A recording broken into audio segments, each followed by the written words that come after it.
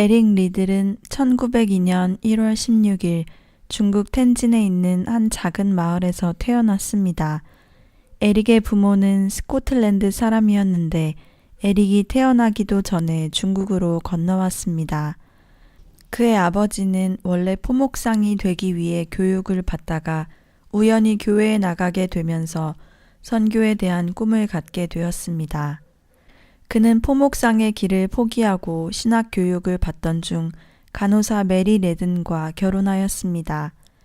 두 사람은 1899년 상하이에서 결혼식을 올리고 LMS 선교회의 파송을 받아 몽골로 갔습니다.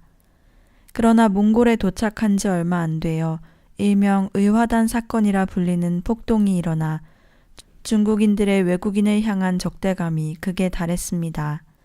그래서 에릭 리들의 가족은 선교회 기지가 있는 샤오창으로 가게 되었고 그곳에서 셋째 아들 에릭 리들을 낳았습니다. 샤오창은 북부 대평원 지대 중앙에 있는 작은 마을이었습니다.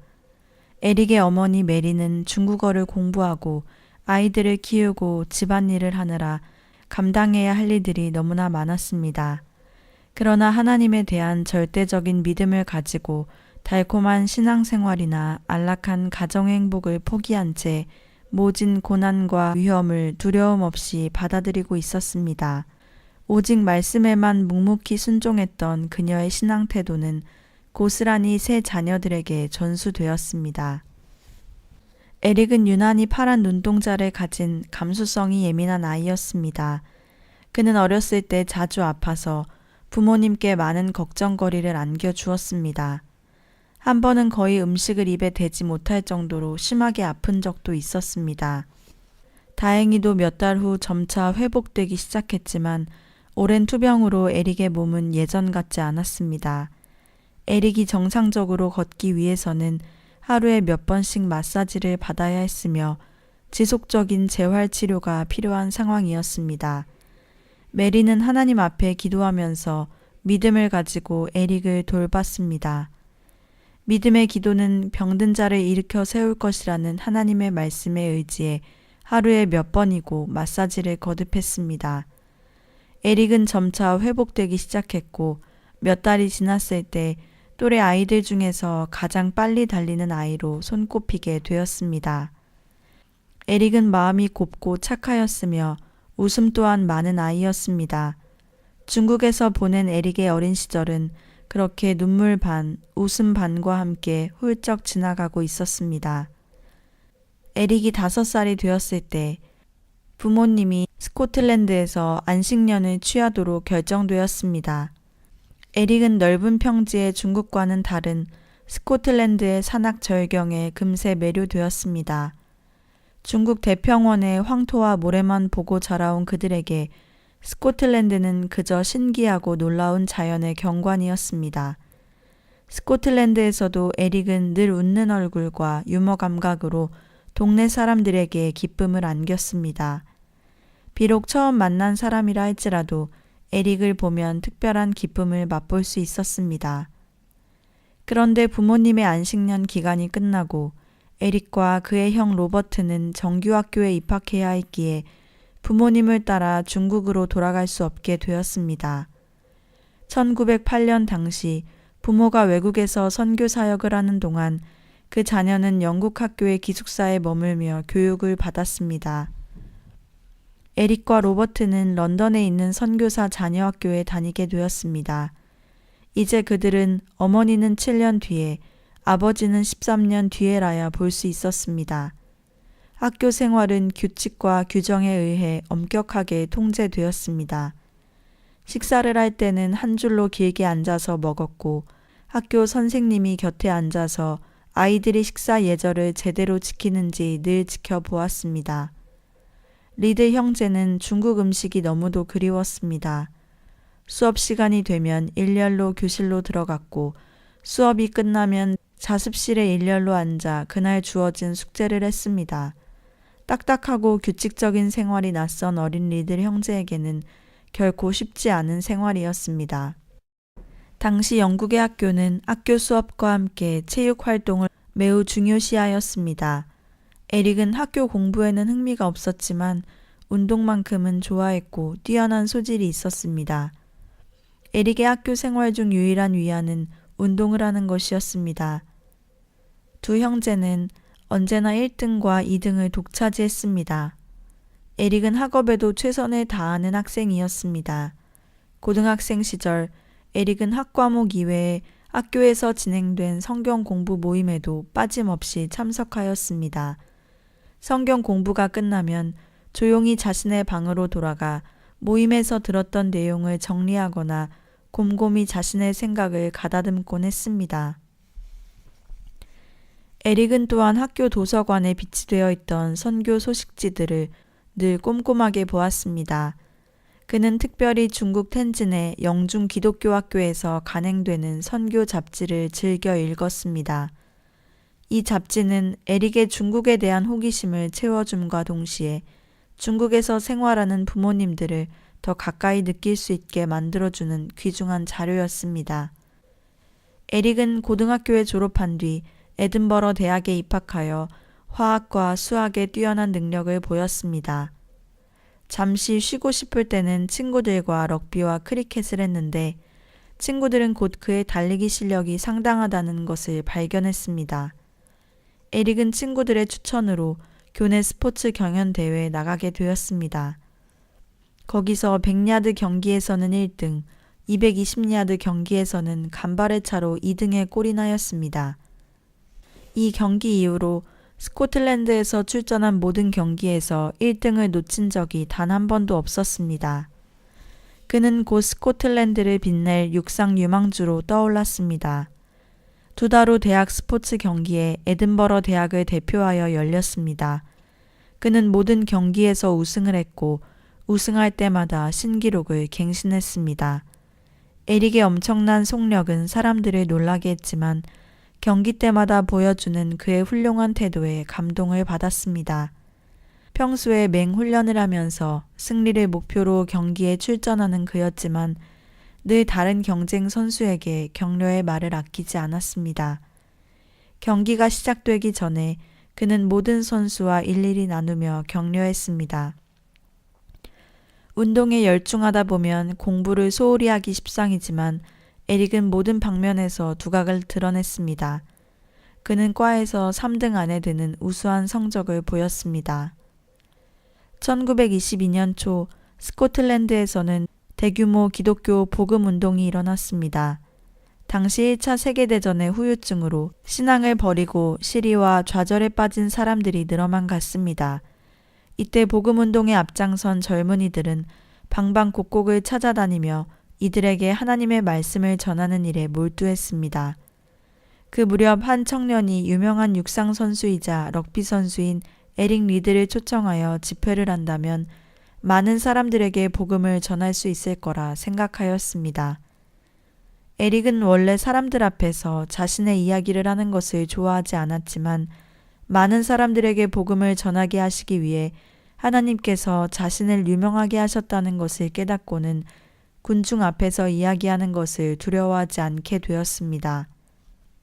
1923년 4월 6일 리들은 시민회관에 모인 80여 명의 남자들 앞에서 하나님이 그의 삶을 어떻게 인도하셨는지, 하나님은 자신에게 가장 좋은 일만을 행하신다는 것을, 또한 이곳에 모인 사람들을 얼마나 사랑하시는지에 대해 말했습니다. 에릭은 전도 집회 이후로 영적인 큰 변화를 경험하게 되었습니다. 평일에는 공부를 하고 주말에는 육상대회에 출전하고 경기가 끝나고 나면 인근 지역에서 간증을 하는 등 바쁜 생활을 하게 되었지만 그는 이전보다 훨씬 더 강력하고 신비로운 영감을 얻게 되었습니다. 스포츠 기자들은 에릭 리들의 바쁜 생활이 그의 경기에 치명적인 영향을 끼칠지도 모른다고 기사를 썼습니다. 그러나 간증을 하면 할수록 에릭의 경기 기록은 더욱더 좋아졌습니다. 어떻게 그렇게 빨리 달릴 수 있는 겁니까? 라는 질문을 받을 때마다 그는 경기의 절반은 온 힘을 다해 달리고 나머지 절반은 처음보다 더 빨리 달리도록 힘을 달라고 하나님께 기도드리기 때문입니다. 라고 대답했습니다. 1924년 올림픽 경기 예선전에서 에릭은 100야드 경주에서 9초 7이라는 영국의 신기록을 세우며 올림픽팀에 합류하게 되었습니다. 그는 100m와 200m 육상 경기에 출전하는 영예를 안았습니다. 예선전 다음 주에 열린 친선 경기에서 에릭은 스코틀랜드를 대표하는 선수로 영국과 아일랜드에 맞서 400m 경주에 출전했습니다. 트랙을 한 바퀴 돌아야 하는 장거리 경주였는데 장거리 경주에 출전해 본 적이 없던 에릭으로서는 승리할 가능성이 희박했습니다. 출발 신호가 떨어진 직후 에릭은 재빠르게 출발했습니다. 함께 출전한 선수들은 안쪽 트랙을 파고들었습니다. 트랙을 놓고 몸싸움이 시작될 무렵 에릭은 잉글랜드 선수에 밀려 트랙 중앙 잔디밭 위로 나뒹굴고 말았습니다. 모든 의욕을 상실하고 경기를 포기하려는 순간 관중과 심판이 그에게 일어나 뛰라는 신호를 보냈습니다. 그는 이미 20m 정도 뒤처진 상태였으나 다시 일어나 자신도 모르는 어떤 힘에 이끌려 다시 뛰기 시작했습니다. 에릭은 모든 주자를 제치고 선두를 따라잡았고 결국 결승점에 선두로 골인했습니다. 그날의 경기는 육상 경기 역사상 가장 진귀한 풍경으로 길이 남게 되었습니다. 이제 사람들은 에릭이 올림픽 경기 100m 종목에서 금메달을 따기만을 학수고대했습니다. 그러나 뜻밖의 일이 일어났습니다.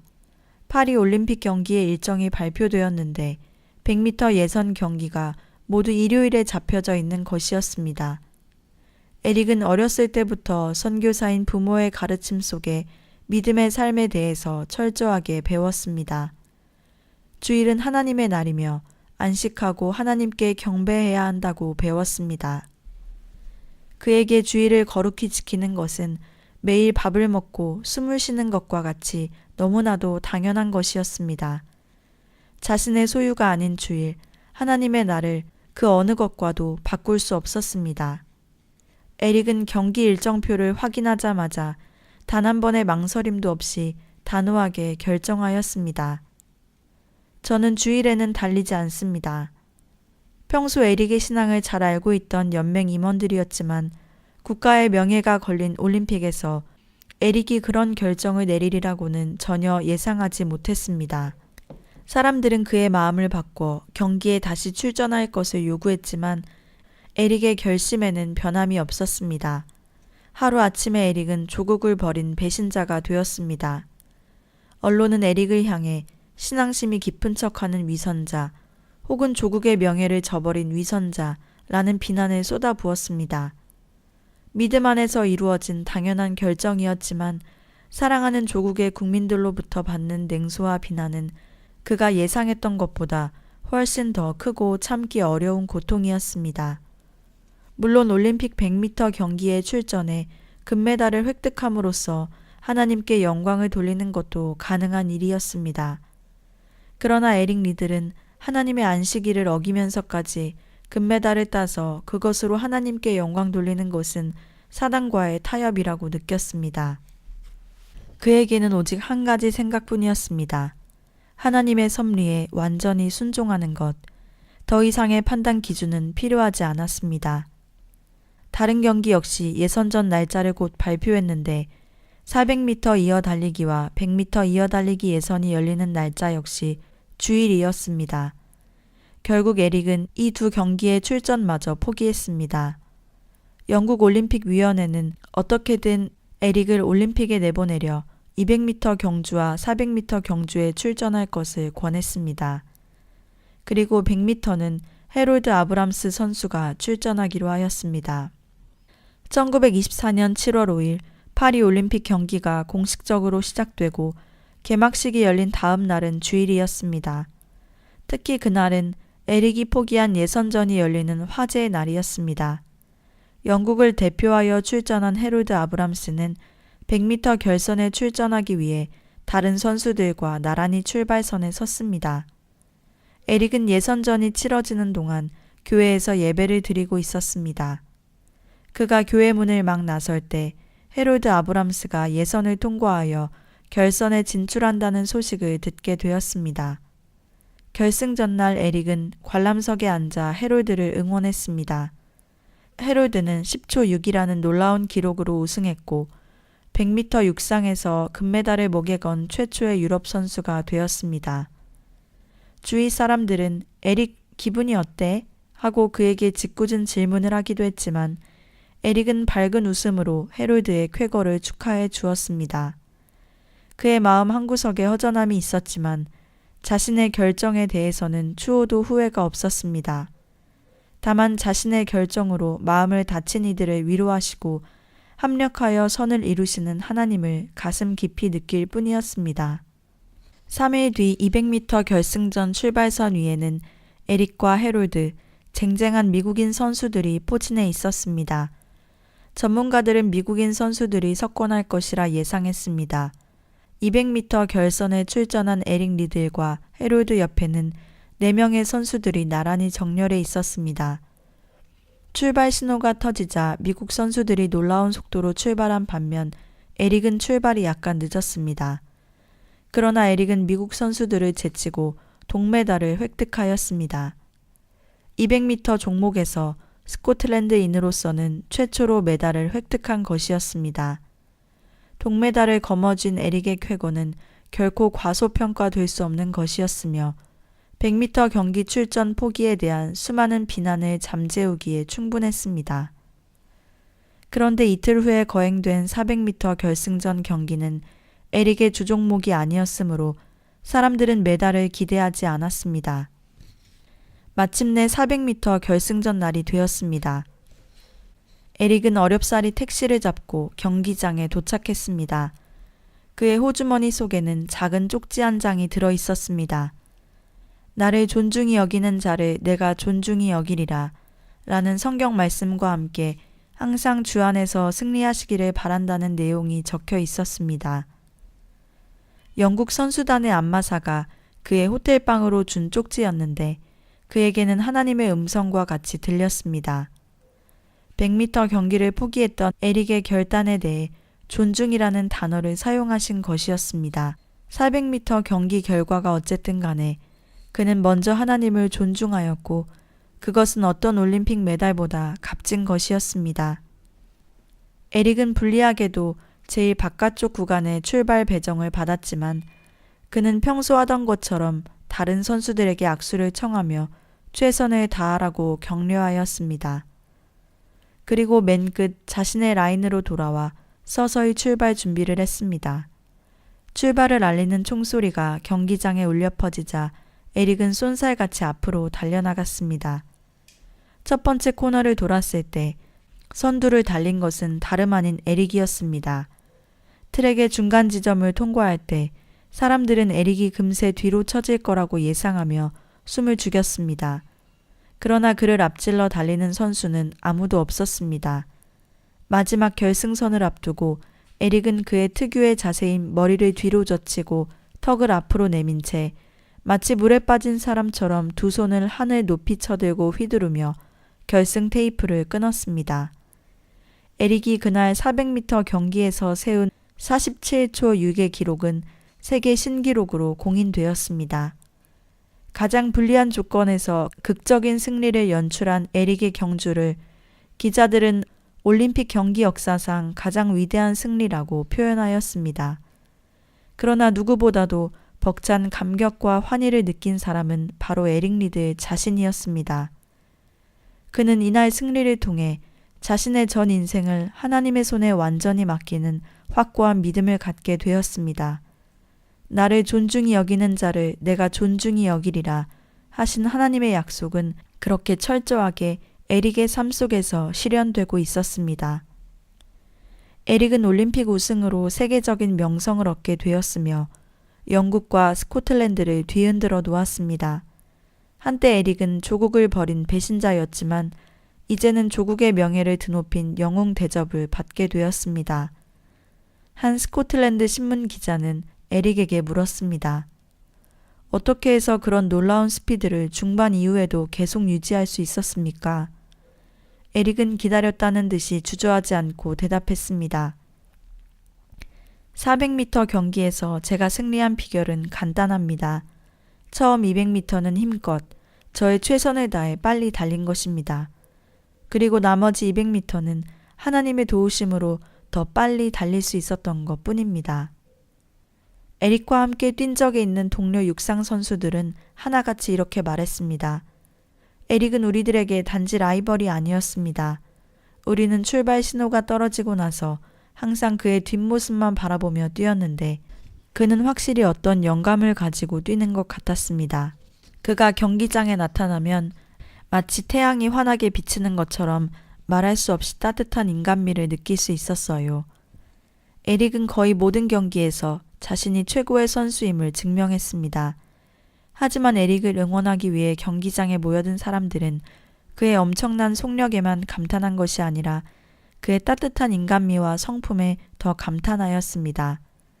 그는 자신을 특별한 사람으로 여기지 않았고 자신의 승리를 사람들 앞에서 자랑하는 것을 기뻐하지 않았습니다.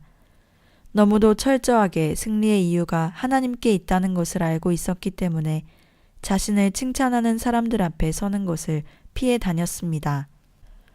안타깝게도 에릭의 가족들은 그가 금메달을 획득하던 감격의 순간과 인상적인 졸업식 장면을 지켜보지 못했습니다. 그의 가족들은 모두 중국에서 생활하고 있었기 때문입니다. 그러나 에릭은 외롭지 않았습니다. 에릭의 졸업식 날 그를 보러 나온 인파들로 가득했습니다. 모든 졸업생과 교직원들이 감사 예배를 드린 후 오찬을 가지며 에릭의 승리를 기념하는 축배를 들었습니다. 에릭은 만찬회장에서 조심스럽게 자신의 이야기를 꺼냈습니다. 오늘 저에게 베풀어 주신 이 자리를 영원히 잊지 않겠습니다. 하지만 제가 지금 꼭 말씀드려야 할 것이 있습니다. 여러분, 육상은 저의 직업이 아닙니다. 저에게 달릴 수 있는 기회가 왔고 저 또한 최선을 다해 달렸습니다. 그렇지만 저는 한 번도 육상 선수로 살아가는 것을 목표로 해본 적이 없습니다. 육상은 단지 제가 하고자 했던 일을 하기 위한 훈련이었습니다. 순간 만찬회장은 조용해졌습니다. 제 삶의 목표는 중국 선교입니다. 저는 오랫동안 이것을 위해 기도해왔고 이미 하나님께 약속한 일입니다. 이제 때가 다가온 것을 느낍니다. 앞으로 중국의 젊은이들에게 복음을 전하기 위해 스코틀랜드를 떠날 때까지 모든 힘을 다해 준비하려고 합니다. 여러분들의 많은 격려와 도움을 부탁드립니다.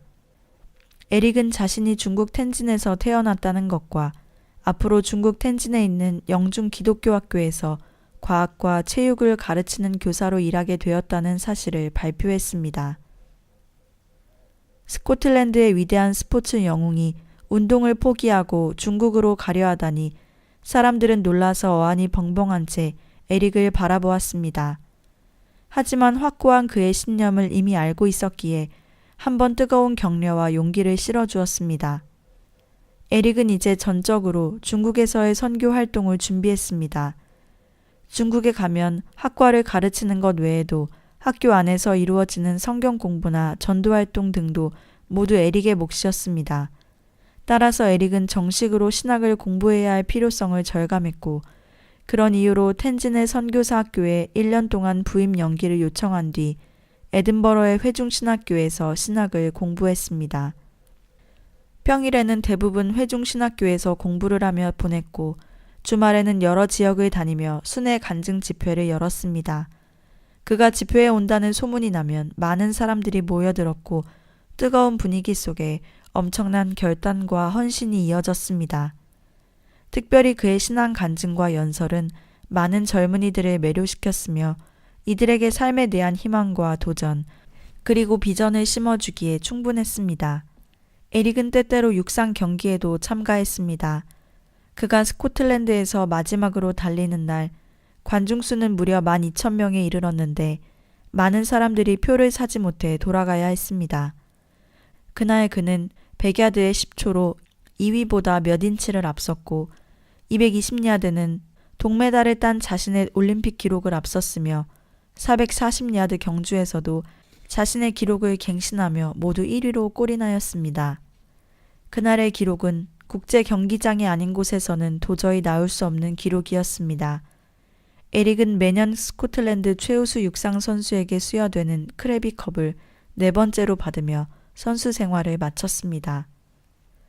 1년 동안의 신학 공부를 마친 후 에릭은 글라스고우의 한 교회에서 고별 예배를 드리게 되었습니다. 그의 중국행을 아쉬워하는 많은 청중들 앞에서 자신의 신앙 간증을 시작했습니다. 제 삶을 지켜온 여러 말씀 중 하나는 이사야서 41장 10절 말씀입니다. 두려워 말라, 내가 너와 함께함이니라. 놀라지 말라, 나는 너의 하나님이 됨이니라. 내가 너를 굳세게 하리라. 참으로 너를 도와주리라. 참으로 나의 의로운 오른손으로 너를 붙들리라. 바로 이 말씀을 통해 저는 매 순간마다 제 삶 속에 임하시는 하나님의 인도하심과 놀라운 섭리를 체험할 수 있었습니다. 이 말씀으로 저를 이끌어 주신 하나님께 제 삶의 모든 영광과 기쁨을 돌려드립니다. 드디어 에릭이 중국 선교를 위해 에딘버러를 떠나는 날이 되었습니다. 많은 사람들이 에릭에게 작별 인사를 고했습니다. 사람들이 너무나 많아서 일일이 악수를 하기가 불가능할 정도였습니다. 그를 태운 마차를 친구들이 끌기 시작하자 사람들은 손을 흔들기도 하고 눈물을 흘리기도 하였습니다. 에릭이 기차역에 도착했을 때 이곳 역시 환속 나온 군중들로 가득했습니다. 에릭이 마차에서 일어나 사람들 사이를 지나갈 때 수백 명의 사람들은 그의 손을 잡으려고 아우성 쳤습니다. 사람들이 에릭에게 짧은 연설을 요청하자 그는 노래를 부르기 시작했습니다. 햇빛을 받는 곳마다 주 예수 왕이 되시고 이 세상 끝날 때까지 그 나라 왕성하리라. 주 앞에 찬송 드리고 간절히 기도드리니 그 기도 향기 되어서 주 앞에 상달하도다. 이 세상 모든 만물아 주 앞에 경배하여라. 저 천군 천사 다 함께 주 앞에 찬송하여라. 그가 찬송가를 선창하자 곧바로 군중들도 함께 따라 부르기 시작했습니다. 에릭은 좌석에 앉아 조국을 향해 작별 인사를 하였습니다. 이제 이 순간이 지나고 나면 그는 가는 곳마다 사람들이 알아주는 영웅이 아니라 혼돈의 땅, 낯선 사람들 틈에서 이방인이 될 것이었습니다. 에릭 리들은 대학 시절 이런 글을 남겼습니다. 하늘나라의 비밀을 아는 길은 오직 한 가지뿐이다. 그것은 하나님의 섭리에 완전히 순종하는 것이다. 하나님의 섭리에 순종하는 것만이 하늘나라의 신비를 알 수 있는 유일한 열쇠이다. 만약 누가 하나님이 주신 말씀을 깨달았다면 그것은 결코 이해에서 온 것이 아님을 나는 안다. 하나님의 말씀을 온전히 실천했을 때 비로소 우리는 말씀의 깊은 뜻을 깨달을 수 있다. 에릭의 삶에는 언제나 두 가지 대답만 있을 뿐이었습니다. Yes, No. 그리고 이것을 결정하는 기준은 바로 하나님의 뜻에 있었습니다. 주일에는 달리지 않겠다고 했을 때 그는 안식일을 기억하여 거룩히 지키라 하신 하나님의 말씀에 따라 No 한 것이었습니다. 그리고 중국 선교사라는 부르심에 망설이지 않고 Yes 했으므로 이제 그 땅을 향해 나아가고 있었습니다. 에릭은 시베리아 횡단 열차를 타고 베이징을 지나 텐진을 향해 달렸습니다. 기차를 탄 지 2주 만에 중국에 도착했습니다. 먼저 페이타이오 역에 도착해서 에릭은 환영하는 가족들 품에 안겼습니다. 페이타이호에서 6주 동안 가족과 함께 즐거운 시간을 보낸 에릭은 기차를 타고 최종 목적지인 텐진으로 향했습니다. 그가 런던 선교회로부터 부여받은 첫 번째 선교 사역지는 영중 기독교 학교였습니다. 당시 중국은 상하이 사변의 여파로 큰 혼란을 겪고 있었습니다. 상하이 사변의 발달은 1925년 5월 14일 한 일본인 소유 방적에서 시작되었습니다. 그곳에서 일하던 중국인 직공들이 동료 직공들의 해고에 항의하는 파업을 시작했는데 이 파업에 학생들이 가세함으로써 시위의 규모가 커져갔고 규모가 확산되는 것을 우려한 영국 경찰이 5월 30일 시위대를 향해 발포함으로써 사태는 더욱 악화되어 선교사들의 사역 본부 등이 중국인 난폭자들에 의해 파괴되고 있었습니다. 에릭이 사역하기로 한 영중 기독교 학교에서도 시위가 일어났습니다. 처음에는 절반도 안 되는 학생들이 등교를 했고 몇 주가 더 지나서야 정상 기능을 회복하게 되었습니다. 에릭이 학교에서 담당할 과목은 화학과 체육, 영어까지였습니다. 그는 수업을 진행하면서 중국어 실력이 많이 향상되었습니다. 스포츠 교육은 강인하고 건전한 크리스천을 양성하는데 유익한 훈련 방법 중 하나였기에 에릭은 학교에 스포츠를 도입하는데 큰 역할을 하였습니다. 그는 스포츠맨십을 모르는 학생들에게 공정한 경기를 가르쳤고 그 결과 학생들이 중국 전역에서 열리는 각종 대회에서 거의 모든 종목을 우승할 수 있었습니다. 에릭은 천성적으로 엄격한 규율을 강요하는 것과는 거리가 멀었습니다. 그는 학생들에게 기계적으로 지식을 주입시키는 타입의 선생님이 아니었습니다. 수업 후에는 항상 학생들과 함께 시간을 보내곤 했으며 아이들을 집으로 초대해서 요리를 먹으며 이야기를 나누는 것을 무척 좋아했습니다. 에릭이 가장 행복하게 느꼈던 시간은 일주일에 한 번씩 자기 반 학생들과 성경 공부를 하는 시간이었습니다. 에릭에게 이 시간은 더 없는 기쁨의 시간이었고 날마다 진지하게 이 모임을 준비했습니다. 에릭은 학생들에게 매일매일 성경 독서 카드를 만들어주고 그것을 어떻게 실생활에 적용할 것인가 가르쳐 주었으며 동시에 예수님의 생애를 차근차근 설명해 나갔습니다. 물론 아이들도 지도하다 보면 기쁜 일만 있는 것은 결코 아니었습니다. 어떤 아이들은 말썽을 많이 일으켜서 힘들게 했지만 그로 하여금 더 깊고 진지한 기도를 갖게 하였습니다. 성경 공부를 통해 많은 소년들이 기독교 신앙에 관해 궁금해하며 심각하게 질문하기 시작했습니다. 학교 안에는 에릭이 올림픽 금메달리스트라는 소문이 퍼지기 시작하면서 아이들의 호기심과 궁금증이 더 늘어났습니다. 고국에서 그토록 영광스러운 대접을 받을 수도 있는데 이런 타지에 와서 우리들을 가르치는 이유는 무엇일까? 성경 공부를 한 지 몇 달이 지나자 여러 명의 소년이 에릭을 찾아와 세례를 받고 싶다고 말했습니다. 그것이 진심임을 확인한 에릭은 아이들의 부모를 일일이 만나 사정을 설명했습니다. 부모들이 화를 내며 반대하게 될까 걱정했지만 아이들의 부모들은 자녀들이 에릭과 성경 공부를 시작한 후로 성격이 더 밝아지고 착한 아이가 되었다면서 그리스도인으로 잘 양육해달라고 말했습니다. 에릭이 아이들에게 가장 바랬던 것은 말씀과 기도로 하루의 삶을 시작하는 습관을 가지는 것이었습니다. 에릭 자신의 삶의 두 가지 원칙이 바로 새벽 기도와 성경 읽기이었기 때문입니다. 그는 이 원칙을 통해 자신의 삶에 살아 역사하시는 하나님을 체험했습니다. 에릭은 매일 아침 오늘 하루도 하나님께 순종하는 생활을 할 것인가?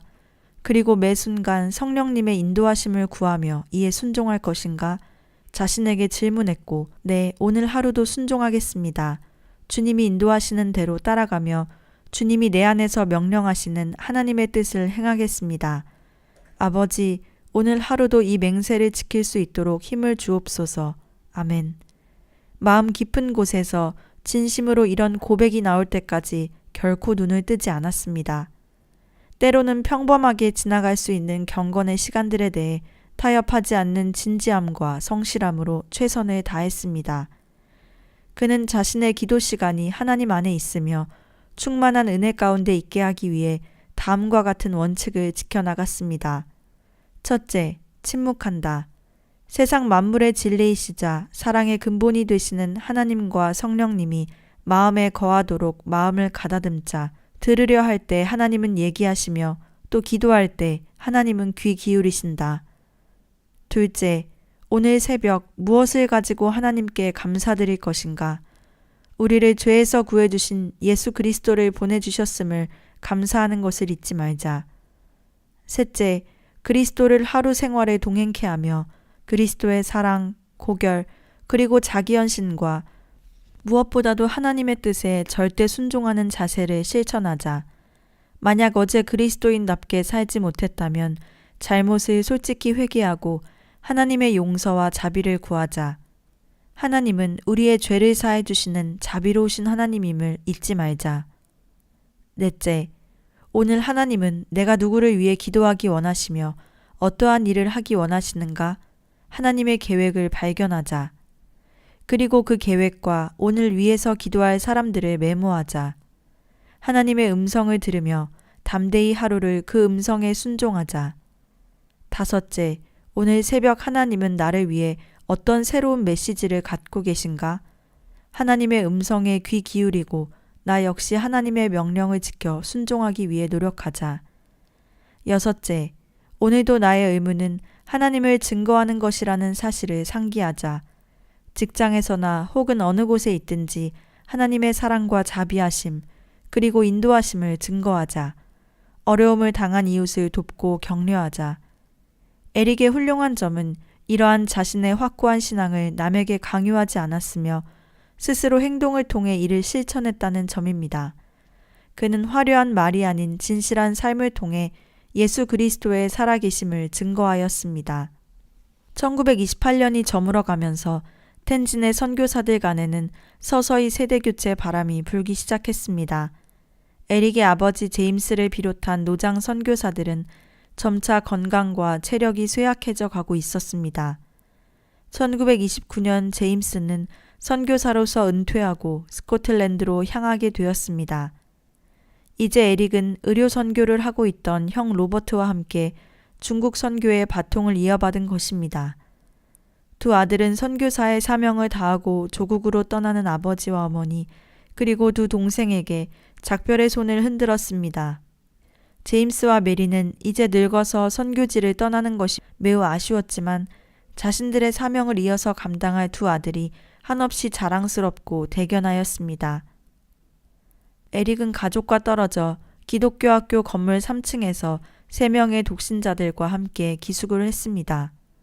당시 에릭과 함께 기숙했던 사람들은 그의 사랑과 관용, 유머 감각과 남을 대하는 태도에 매우 놀랐습니다. 그는 자기 자신에게 엄격하면서도 남에게는 관대한 성경 그대로의 모습으로 살아갔습니다. 매일매일 변함없이 새벽 기도와 성경 공부를 통해 스스로를 하나님 말씀에 매 순간 비춰보는 듯하는 그의 생활은 절대 만들어낼 수 없는 모습이었습니다. 에릭은 자신과 교제하는 모든 사람에게 가장 가까운 친구처럼 자신을 내어주었습니다. 에릭을 알고 있던 사람들은 누구나 에릭이 자신에게 가장 절친한 친구였다고 이야기할 정도로 에릭은 모든 시간을 친구와 이웃들 그리고 학생들을 위해 내주었습니다. 가족과 떨어져 홀로 생활한 지 1년쯤 지난 1930년 7월 어느 날 에릭은 정식 간호사로 교육을 받기 위해 준비하고 있던 소녀 프로렌스 맥켄지를 사랑하게 되었습니다. 그녀는 캐나다 선교사의 딸로서 에릭이 책임을 맡고 있던 연합교회 주일학교에서 피아노 반주를 하고 있었습니다. 당시 선교사 사회에서는 젊은 남녀가 밖에서 공개적으로 데이트를 하는 것은 금지되어 있었습니다. 그래서 플로렌스가 보고 싶을 때마다 그녀의 친구들을 함께 불러내서 단체로 데이트를 하곤 했습니다. 플로렌스가 에릭의 청혼을 수락하자마자 약혼식을 올렸고 그로부터 4년이라는 긴 시간이 흐른 뒤 두 사람은 결혼하게 되었습니다. 에릭이 영중 기독교 학교에서 근무한 지 6년이 지난 1931년 여름 첫 안식년 휴가를 맞아 스코틀랜드에 가게 되었습니다. 에릭은 6년 전 마치지 못했던 과정을 끝내고 목사 안수를 받기 위해 신학을 공부하는 한편 틈틈이 교회의 모임에 초청되어 연설을 하는 등 바쁜 일정을 보내야만 했습니다. 스코틀랜드 교계와 체육계에서 마련한 그의 귀국 환영 행사에서 에릭은 다음과 같은 연설을 했습니다. 우리 그리스도인 모두는 너나 할 것 없이 선교사입니다. 당신은 가는 곳마다 사람들을 그리스도에게 인도하는 사람입니까? 아니면 그리스도에게서 점점 멀어지게 하는 사람입니까? 우리는 모든 사람들이 하나님 나라와 그들의 삶을 이끄는 인도자로서 예수 그리스도를 구주로 영접하는데 티끌만한 망설임이나 두려움도 마음속에 품지 않아야 합니다. 1932년 6월 22일 수요일 에릭은 회중신학교에서 마침내 목사 안수를 받았습니다. 에릭은 이제 그의 9월부터 시작되는 가을 학기에 맞춰 사역지인 텐진의 영중 기독교 학교로 떠났습니다. 이제는 교사로서의 임무만이 아니라 목사로서의 사명에 대한 강한 의무감과 막중한 책임감을 느끼며 하나님께서 행하실 새로운 사역에 대한 기쁨과 기대로 가슴이 벅차올랐습니다. 어느덧 시간이 흘러 에릭은 플로렌스와 결혼하여 귀여운 두 딸 퍼트리셔와 헤더를 얻게 되었습니다. 아이를 얻은 기쁨은 말할 수 없이 컸지만 안타깝게도 아버지 제임스가 곁을 떠나고 말았습니다. 에릭은 선교지에 있어서 고향으로 달려갈 수도 없기에 더욱 슬펐습니다. 하지만 아버지가 못다 이루고 간 중국 선교의 사명이 놓여 있었기에 슬픔에 잠겨 있을 수만은 없었습니다. 1930년대에 접어들면서 중국은 장제스 휘하의 국민당 군대와 마오쩌둥이 이끄는 공산당 간의 치열한 전쟁이 계속되면서 거의 모든 국토가 황폐해졌습니다. 피해 정도는 텐진과 같은 대도시보다 샤오창 같은 농촌 산간지대가 훨씬 더 심했습니다. 따라서 농촌에서 복음을 전하는 선교사들의 수는 날로 줄어들었지만 대도시에서 근무하고 있던 선교사들을 농촌으로 전임시키는 것 외에 달리 대안이 없었습니다. 1935년 어느 날 에릭은 선교 본부로부터 샤오창에 가서 일선 선교사로 일해줄 것을 요청받게 되었습니다. 하지만 그것은 곧 사랑하는 아내 플로렌스와 어린 두 딸과의 이별을 의미하는 일이었기 때문에 에릭은 고민하지 않을 수 없었습니다. 그러나 에릭은 계속되는 전쟁의 희생양이 된 샤오창 농민들을 돕겠다고 마침내 결단했습니다. 1937년 12월 말 에릭은 백고물에 서서 그가 사랑하는 가족들의 모습이 시야에서 사라질 때까지 손을 흔들었습니다. 샤오창은 지난 6년 동안 극심한 가뭄과 홍수가 번갈아 나타났기 때문에 매우 곤핍한 상황으로 내몰려 있었습니다. 게다가 마을의 수가 워낙 많았으므로 국민당이나 공산당, 일본군들은 점차 마을에 침략했습니다. 공산당은 식량을 싹쓸이하고 남자들을 강제로 공산당원이 되게 했으며 거부하면 모조리 죽였습니다. 여자들은 강간하고 국민당이나 일본군을 지지하는 듯한 사람들의 집은 불태웠습니다. 그렇게 몇 주가 지나 식량이 떨어지고 할 일이 없어지면 다른 마을을 침략하러 떠났습니다. 공산당이 떠나고 나면 국민당 군대가, 그 다음에는 일본 군대가 쳐들어와서 아무 힘없는 마을 사람들을 괴롭혔습니다. 에릭은 이러한 마을의 그리스도인들을 찾아가 힘과 용기를 주고 아직 복음을 듣지 못한 사람들을 위해 전도 집회를 열었습니다. 대부분 농가는 손님은 고사하고 식구들 먹을 음식도 모자라기 마련이었습니다. 먼 마을에 갈 때면 에릭도 다른 사람들과 마찬가지로 식사도 거른 채 줄임배를 안고 흙바닥에 누워 잠을 자곤 했습니다. 에릭은 병원에서도 일손을 도왔습니다. 병원은 공산당이나 일본군은 도와주려 하지 않았지만 에릭은 누구든 도움이 필요한 사람들을 도와주었으며 직접 집까지 찾아가 부상자를 데려오기도 했습니다. 한 번은 열차를 타고 지나가다 갑자기 일본군의 폭격으로 철로가 두절되어 무려 허허벌판에서 추위에 싸우며 20시간을 홀로 지새워야 했습니다. 또 텐진에서 뗏목에 석탄을 실어 나르는 중 도적들을 만나 돈을 다 털린 일도 있었습니다. 하는 수 없이 다음에는 빵 속에 돈을 넣어 겨우 옮겼습니다. 구석구석을 돌아다니며 전도 여행을 할 때 에릭의 경계 대상은 곳곳에 출몰하는 도적대들이나 선교사들을 적대시하던 공산당만이 아니었습니다. 철도와 통신망까지 장악하고 있던 일본군의 잦은 검문과 서양 선교사에 대한 노골적인 협박과 괴롭힘 또한 그가 감수해야 할 몫이었습니다. 특히 한 달에 한 번 그가 가족들을 만나기 위해 텐진에 갈 때는 중국군들이 관할하는 구역과 일본인들이 통제하는 지역을 통과해야 했는데 그때마다 일본군들은 까다롭게 몸을 수색하거나 생트집을 잡기 일쑤였습니다. 에릭과 함께 여행을 했던 현지 중국인 목사 중 한 사람은 일본군의 노골적인 압력과 협박에 당당하게 맞섰던 에릭을 보고 이런 증언을 남겼습니다. 에릭은 지칠 줄 모르는 체력과 성령 충만함으로 북중군 대평원에 흩어져 있는 그리스도인들을 찾아다니며 그들의 신앙을 격려하였습니다. 그는 일본 군인들을 대할 때도 일본군의 반응이 어떠하건 간에 시종일관 웃음과 겸손함을 잃지 않았습니다. 하지만 그런 웃음 속에도 절대 타협은 없었습니다. 겸손했지만 당당한 모습으로 오히려 의연하기까지 했습니다. 샤오창의 선교 본부를 없애려고 갖은 노력을 다하던 일본군들이 에릭을 신문하기 위해 소환할 때면 에릭은 혼자 자전거 페달을 밟아 25리나 떨어진 일본군 헌병대에 도착한 다음 예의 있는 웃음과 단호함으로 일본군들의 계획을 번번이 좌절시키곤 했습니다. 에릭과 같은 훌륭한 크리스천을 알게 된 것은 전적으로 하나님이 제게 주신 특권이라고 생각합니다. 샤오창에서 선교를 시작한 지 1년 정도 지난 1939년 2월 중순 어느 날 에릭은 평생 잊지 못할 놀라운 체험을 하게 됩니다. 1939년 2월 17일 금요일 저녁 몇몇 동료와 함께 텐진에서 열린 선교 모임에 참석하고 샤오창으로 돌아오던 길에 마을 어떤 주민으로부터 약 80리 가량 떨어진 사원에 한 사람이 쓰러져 있다는 이야기를 듣게 되었습니다. 그는 중국 정부군과 관계가 있었기에 일본군이 그의 집을 불태워버리고 잔인하게 구타를 한 것이었습니다. 친구 중 한 사람이 그를 살리려는 마음에 마을 흐미진 사원에 옮겨 놓았으나 영하의 날씨에 벌써 5일간이나 맨바닥에 얇은 모포만을 덮은 채 신음하고 있던 그 사람은 생명이 위험할 지경이었습니다.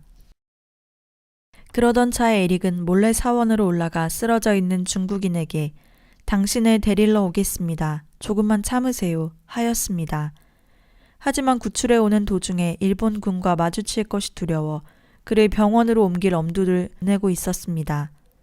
그날 밤 잠을 청했지만 염려와 걱정에 잠을 이룰 수가 없었습니다.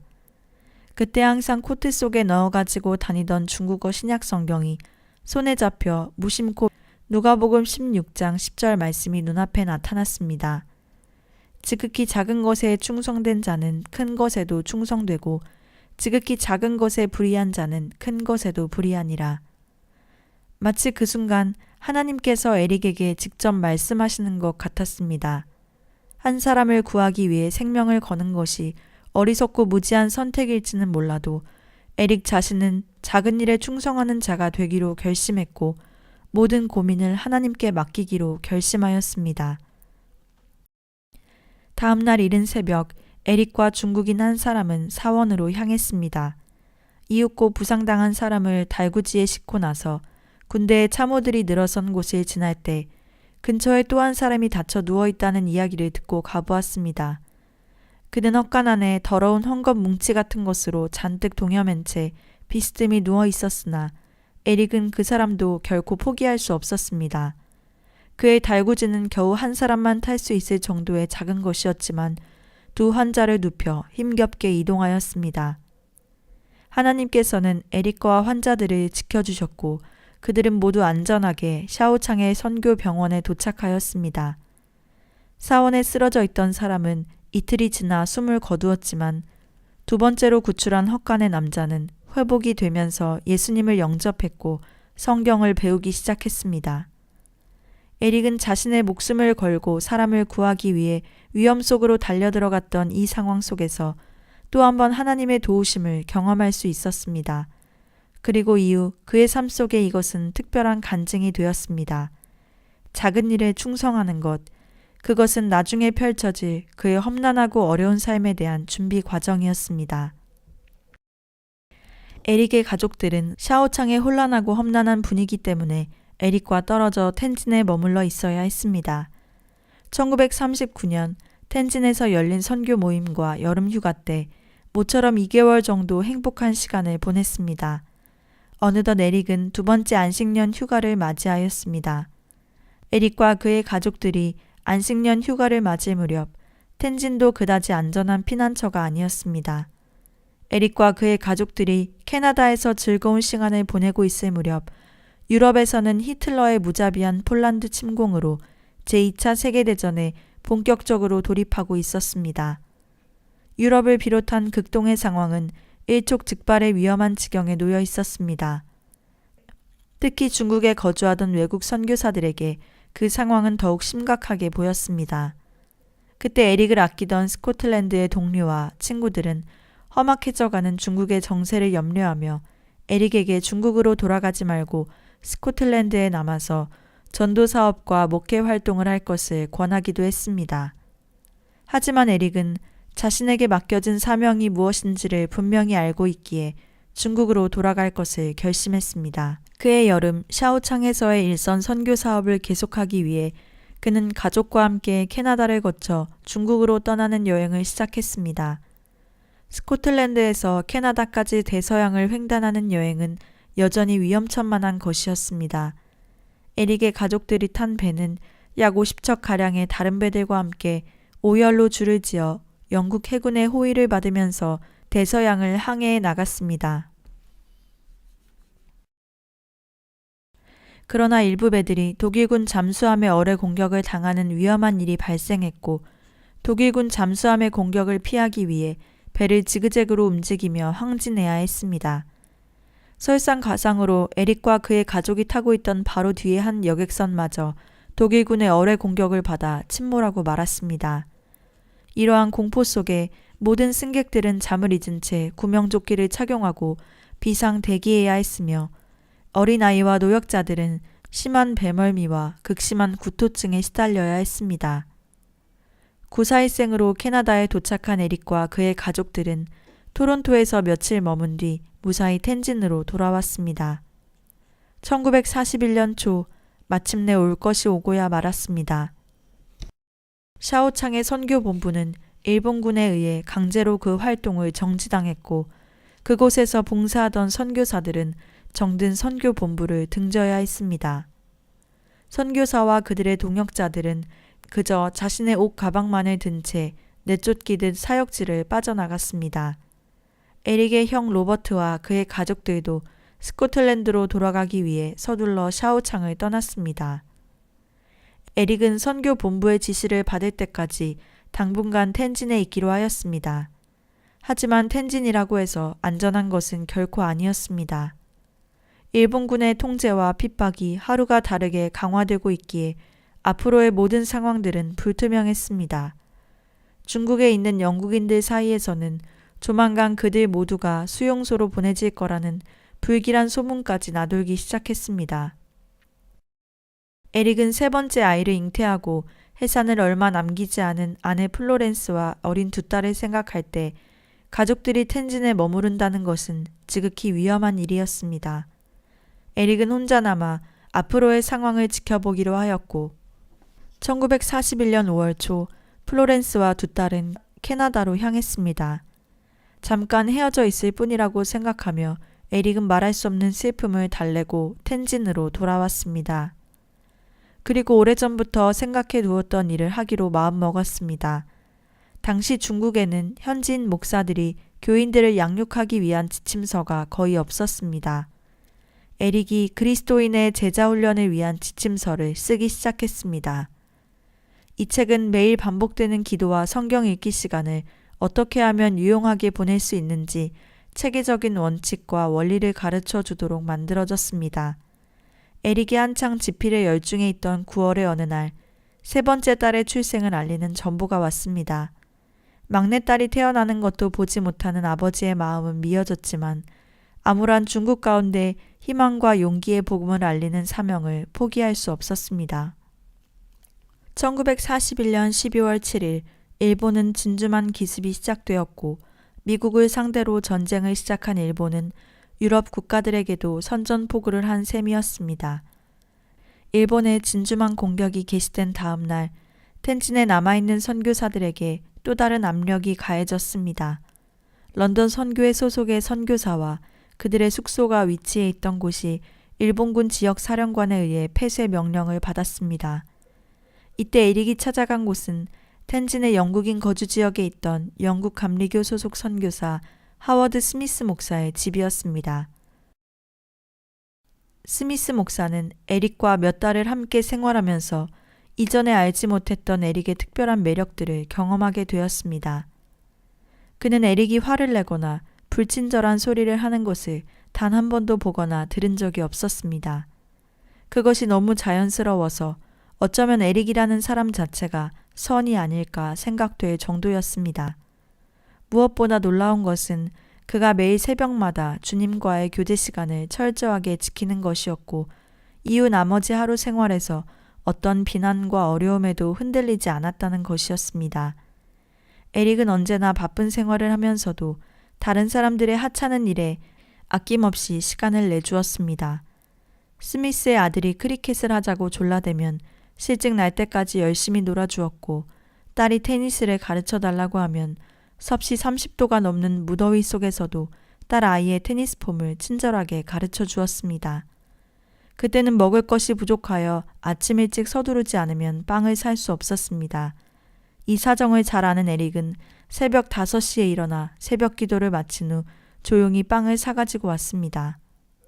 하루는 먼지와 모래를 동반한 회오리 바람이 몰아쳐 집안이 엉망진창이 되었습니다.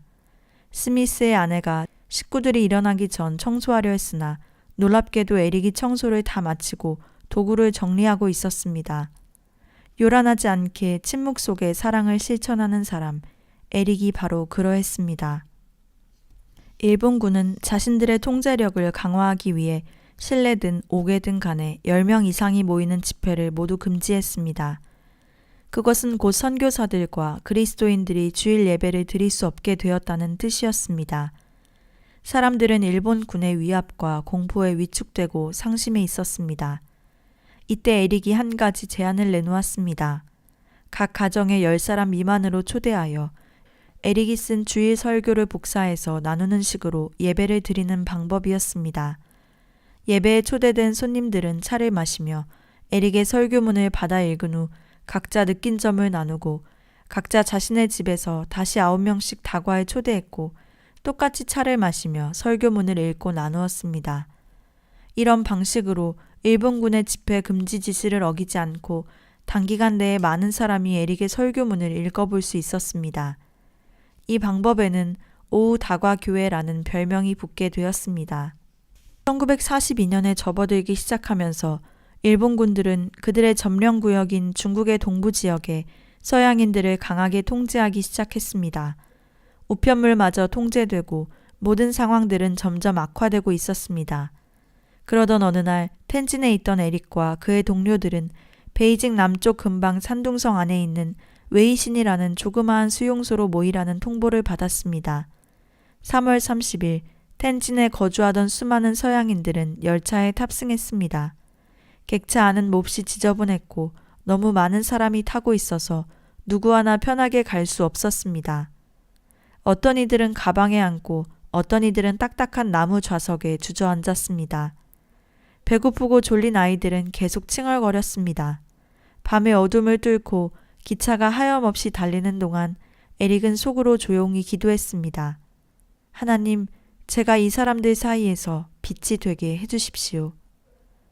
16시간의 고달픈 여행 끝에 마침내 기차가 웨이신에 도착했습니다. 웨이신 수용소는 남녀노소 1,800여 명이 생활하기에 매우 비좁은 공간이었습니다. 내부는 완전히 아수라장이었습니다. 가재도구와 부서진 가구들이 바닥에 나뒹굴어져 있었고 화장실은 연결된 수도관이 떼어져서 물이 내려오지 않았고 변기마다 오물이 넘쳐나고 있었습니다. 수용소로 들어온 사람들이 가장 먼저 해야 할 일은 어지러운 건물 내부를 정돈하고 깨끗이 청소하는 일이었습니다. 수용소 안에는 최소한 15개국에서 모인 사업가, 선교사, 상인 등 다양한 사람들이 살고 있었기에 여러 가지 문제가 발생했습니다. 특히 사업가들과 선교사들의 관계는 항상 긴장에 쌓여 있었습니다. 선교사들은 그들의 자녀들이 자식들과 어울리는 것을 심하게 반대했고 사업가들은 무엇보다 자신들의 신앙만이 우선인 선교사들을 싫어했습니다. 이때 에릭은 두 부류의 사람들로부터 존경과 신뢰를 받는 유일한 사람으로서 벌어진 틈을 메워주는 완충제 역할을 담당했습니다.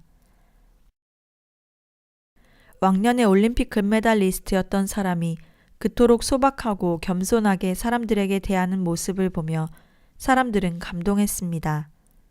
수용소에서 에릭은 아이들의 좋은 친구이자 선생님이었습니다.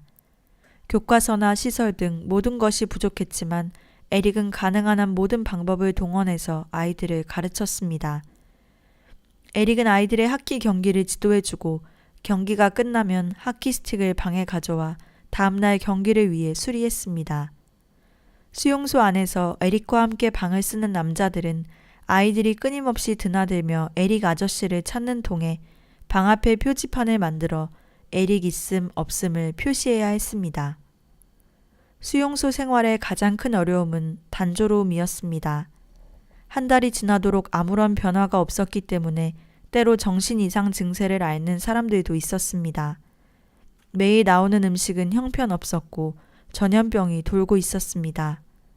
모든 사람이 자기의 의지와는 상관없이 수용소에 잡혀 고생하고 있었지만 각자 최선을 다해 수용소의 생활을 즐겁게 만들려고 애썼습니다. 에릭은 수용소에 거주하던 사람들이 모두 함께해야 할 일들을 혼자 도맡곤 했습니다. 물을 길어 나르고 오물을 퍼내고 또 각자의 방과 건물 주변을 청소하는 일을 했습니다. 또 저녁에는 피곤한 몸을 쉴 겨를도 없이 아이들을 지도했습니다. 수용소 생활이 계속되면서 부족한 식량 사정으로 인해 영양실조에 걸린 사람들이 점점 늘어가고 있었습니다. 에릭도 항상 부족한 식사로 허기를 채우지 못하고 있었습니다. 그러면서도 여러 가지 일을 하느라 수용소에서는 조금도 쉴 틈이 없었습니다. 그렇게 바쁜 와중에도 한 여학생의 화학 보충 개인 지도를 해주었습니다. 학생이 때로 실증을 내면 재미있는 이야기로 기분 전환을 시켜주기도 했고 크리스마스 때는 직접 그린 카드를 선물해 주기도 했습니다. 화학 수업을 하며 에릭이 학생에게 설명한 천국에 대한 강의는 학생이 평생 잊을 수 없었습니다. 천국은 하나님이 다스리는 나라인데 내 마음속을 하나님이 다스리시면 곧 내 마음이 천국이 된단다. 1944년이 저물어 가면서 수용소 내 식량 사정은 점점 악화되어 갔습니다. 많은 사람들이 영양실조에 걸리거나 부족한 끼니로 인해 기력을 상실하고 있었습니다. 그의 성탄절이 지나면서 조금도 쉬지 않고 일하던 에릭의 몸도 점점 쇠약해지기 시작했습니다. 병원에서는 과로와 영양실조, 독감이 겹쳤다는 진단을 내렸습니다. 눈이 잘 보이지 않았고 무릎도 힘없이 접히는 증세를 보였습니다. 그런데도 에릭은 늘 하던 대로 성경을 읽으며 기도에 열중했습니다. 점점 기운을 잃어가던 에릭은 1945년 1월 중순경 급기야 심한 독감과 후두염에 걸리고 말았습니다. 무엇보다 고통스러웠던 것은 뇌의 염증으로 인한 심한 두통이었습니다. 이제 좋은 음식도 에릭에게는 소용이 없었습니다. 1945년 2월 21일 에릭은 아픈 몸을 이끌고 아내 플로렌스에게 편지를 썼습니다. 그날 저녁 선교사 자녀인 애니라는 소녀가 에릭을 찾아왔습니다. 소녀가 에릭 곁에서 이야기하는 동안 에릭은 갑자기 기침을 시작하더니 멈추지 못했습니다. 애니는 고통 속에 울부짖는 에릭의 어깨를 감싸 안고 흐느꼈습니다. 에릭은 아주 조그마한 소리로 애니의 귀에 대고 한마디를 속삭였습니다. 애니, 완전한 순종. 그리고는 이내 의식을 잃었고 그날 밤 9시경 숨을 거두었습니다. 다음 날 아침 에릭이 죽었다는 소식을 접하고 수많은 사람들이 슬픔을 주체하지 못했습니다. 며칠 동안 수용소가 그의 죽음을 애도했습니다. 에릭이 남긴 마지막 말, 완전한 순종. 에릭의 삶은 오직 하나님의 말씀과 섭리에 완전히 순종했던 삶 그 자체였습니다. 에릭의 삶은 책과 영화로 제작되어 많은 사람들에게 믿음의 유산으로 남겨졌습니다. 에릭 리들은 뛰어난 육상선수로서 세계 신기록을 세운 올림픽 금메달리스트였습니다. 그러나 무엇보다 에릭은 하나님 나라의 경주자로서 혼신의 힘을 다해 달려 마침내 천국에서 결코 썩지 않을 영광의 면류관을 쓴 신앙의 금메달리스트였습니다.